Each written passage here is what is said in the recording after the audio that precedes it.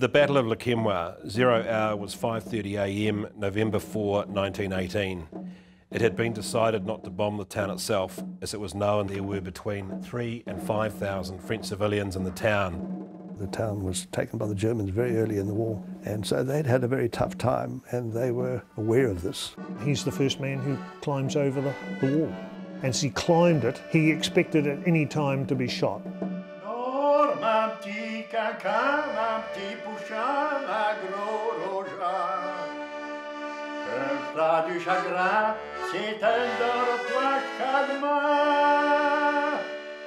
Leslie Averill would set forth for World War I in February 1918. Did he ever talk about the war with you? He never talked about it when we were young. Over the mantelpiece there was a sketch as to what the final painting that Butler was doing was going to look like. My mother used to describe the action, and so we knew about it from that. The action Colin's mother described to him as a boy, and Butler subsequently painted, was the role Second Lieutenant Leslie Averill, MC, played in the World War I liberation of the fortified French town of Le Quesnoy by the New Zealand Rifle Brigade. Climbing a ladder to your potential death over an inner wall could only happen after the New Zealand Division successfully surrounded the town and fought a hard day-long battle through layers of outer walls. As the intelligence officer, Leslie was integral in scouting the way forward. There were about 3 portals in the wall, but they were all bricked up, and the Valencian Gate, the main entrance to the town, was very heavily defended. And so they had to look for another way, and that's where climbing over the wall became the option. And as Leslie had identified, an option in only one place, on one wall. The narrow stone bridge, about a foot wide, spanned the moat and was connected with a sluice gate. A narrow ledge ran for some 10 yards beside the wall to an arched opening, giving entrance to the town, but which, needless to say, had been completely blocked by the enemy. Now this is critical because these ramparts are 13 metres high, too high for our ladders. But here it's only 8 metres to the top. At 4 o'clock in the afternoon he gets the opportunity to be with the party that puts the ladder up. Leslie, being Leslie, jumped onto the ladder. I don't think there was any discussion as to who should go first. It would only take the weight of one person, so they would have to go up one at a time. They did fire shots at a few retreating Germans who were at the top of the wall. And then the Germans packed it in. While the rest of the battalion was swarming up the one ladder, I personally proceeded along the inner side of the wall, and at the Valencians Gate I met CO of 2nd Battalion, whose troops had just gained entrance to the town. The delight of the people of Le Quesnoy on being free once again knew no bounds. That their liberators had come from the other side of the world to help them in their hour of need impressed them very greatly. Les habitants ne savaient pas ce qu'était la Nouvelle-Zélande. Leslie always said it was a well-planned action, but the battle was won not by him but by the 4 battalions. And granted, this little town has never forgotten the sacrifice of those 4 battalions so long ago, but they hold a special place in their hearts for Leslie Averill. La libération par les Néo-Zélandais est concrétisée par une personne et son souvenir s'est maintenu parce que le docteur Averill est resté très connu ici et il est revenu. En 1923 a eu lieu l'inauguration du mémorial des Néo-Zélandais dans les fortifications avec un grand nombre de personnages de tout premier plan. And he was asked if he would attend the opening of the memorial. By 1923, he had recently graduated from Edinburgh University as a doctor, as his fiancée Isabel had done a year previously. He was also asked to act as aide-de-camp to Lord Milner, so Leslie got back in uniform for the occasion. There's that photograph of Leslie pointing out where the actual climbing took place. He returned in 1951 to show wife Isabel where he'd fought. But the relationship really began 10 years later, in 1962.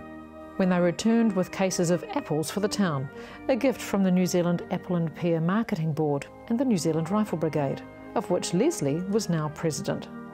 The next visit was in 1968, which was the 50th Jubilee of the climbing of the wall. It would be the start of a long friendship between two soldiers decorated for bravery that would continue for generations. Mon père a été président des anciens combattants de 14-18. Ils sont venus donc de Nouvelle-Zélande. Ils étaient 120.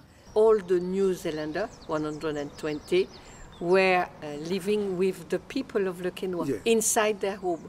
And they were all entertained here in Eugene's home, on Rue de la Nouvelle-Zélande, where his family saw out the war. Mon père a été mobilisé pour la guerre. La maison a été réquisitionnée pour un hôpital. Mais les Allemands, vous savez, ils faisaient n'importe quoi. The Germans were taking furniture inside the house and burning them, and they were robbing things. Leslie and Eugene had a shared understanding of the joyous liberation and the sadness of losing friends. Les contacts ont été obligés parce que vos amis, etc., et toutes les tombes qu'il y avait dans la région et au Quesnoy. He and Leslie hit it off very well and became very good friends. Mon père et Leslie Averill ont beaucoup correspondu par lettre, par téléphone. My father was very privileged to be awarded the Marie Chevalier, the Legion of Honour, and in 1975 he was asked to go over to meet up with other holders of that award. Eugene died shortly after Leslie's return to New Zealand. A year later, the New Zealand Rifle Brigade would honour that friendship with a permanent plaque for their home. And since that time, his son Henri and wife Christiane have hosted many New Zealanders visiting and still do. The next thing he heard was that they decided to change the name of a street to Rue de Dr. Averill and to open a kindergarten, L'école du Dr. Averill. An appropriate association, given Leslie's post-war medical career was dedicated to the care of mothers and babies in Canterbury. In 1977, he returned one last time to Le Quesnoy to open the school named in his honour. He would die 3 years later in his 80s, having lived a full life, an opportunity robbed from many he went to war with. Well, the death rate among officers in the battalion was huge. I mean, the day he won the MC at Bapaume, he was the only officer left in his company. What do you think your dad would think about the museum? I think he would be thrilled at the thought that Le Quesnoy may have been chosen. A feeling next-door neighbour Henri thinks both their fathers would share. Ah ben, il serait très content. Ce serait des relations permanentes. He's going to build a little door so he could say hello to them when they'll be there. You must be very proud of your father. Yes, I am. And I'd like to make sure that others in the family and anybody else who's interested do get a full knowledge of what he did with his life. A life well lived. A life well lived.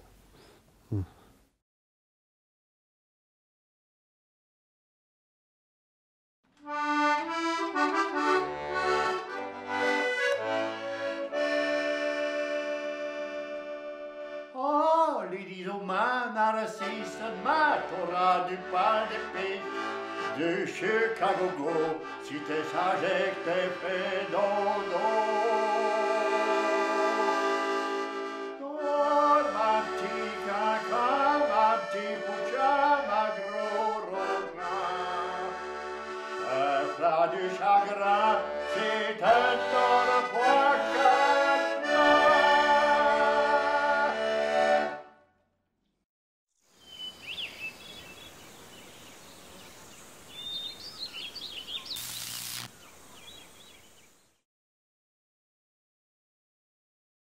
Supporting local content so you can see more of New Zealand on air.